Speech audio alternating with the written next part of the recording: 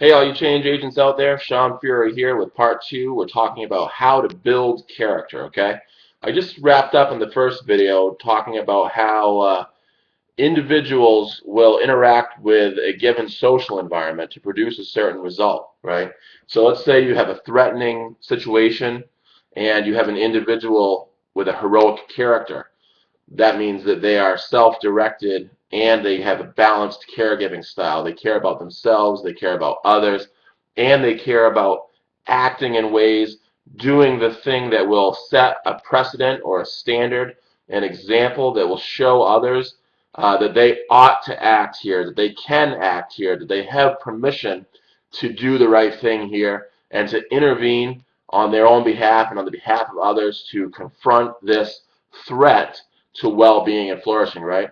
So threatening situation, whether that's a bully or an abuser or somebody's in danger or something is in danger, your personal autonomy is being threatened by someone who wants to dominate you, and your friend sees this happening, right? Will they intervene?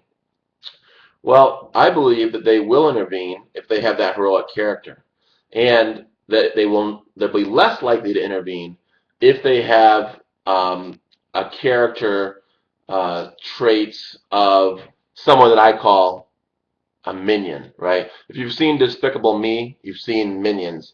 Minions work for the villain, right? They don't work for the hero.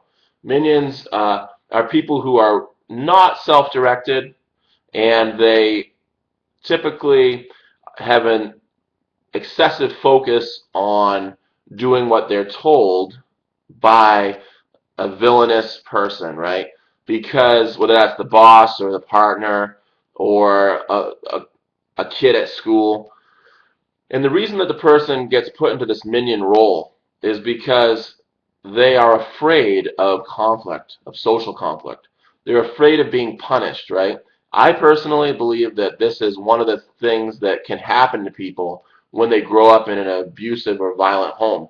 It doesn't have to be physically violent, by the way. It could be mentally abusive or emotionally abusive. If there was someone that was creating chaos in your life, if there was someone that was putting you down and playing head games with you all the time or making you think that you were just a bad person no matter what you did, and you're not allowed to excel at anything, you certainly better not talk about it. Well, then, if you stayed in that environment and you never got out of it, you might have developed a habit of thinking and acting in ways that would be acceptable there, right? And the only thing that is acceptable for a villain is someone to act like a minion, right? Because villains want to dominate. They don't care about other people. They don't care about creating empowerment or empowering social norms. They don't want everyone to do well. They want to keep people down. They want to dominate people. They want to only get all the resources for themselves, right? Villains don't even care about themselves because what are they always doing? They're always pissing people off. They're always making people not like them. So in the long run, villains lose everything, right?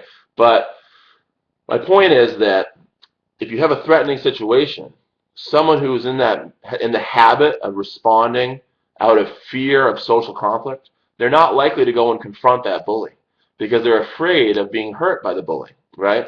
So if you're the guy that's, falling down on the subway tracks, don't expect that person in the minion role to come and rescue you, right? Because number one, they're not self-directed. There's no one telling them to do it, right? And they're in the habit of not initiating their own action. They're in the habit of just staying, like a little robot until someone tells them what to do. Go here, go do that, go do this, right? And then they go do it. But they're entirely capable of developing their own self-initiated action, their own self-directedness. They're entirely capable of going against the grain, but they have to overcome these barriers, right? This fear of social conflict and this reliance on other people, this dependency on direction from an external source. So then the third kind of person that's likely not to intervene is the bystander, right? Who is not engaging with anyone for any reason. They just want to sit there and watch TV all day, right? This is the person that's just going to zone right out down the road. And no matter what's happening, even if you're a heroic person, the bystander is just going to see you as a troublemaker. Like, why are you trying to get involved? This is the guy who says, don't get involved, stay out of it. don't engage with your reality. Don't try to create something positive, right? So, and we're going to do a part 3 video where I'm going to talk about how we are shaping one another, um, and we'll get into more on this habits of thought and action piece. Stay tuned.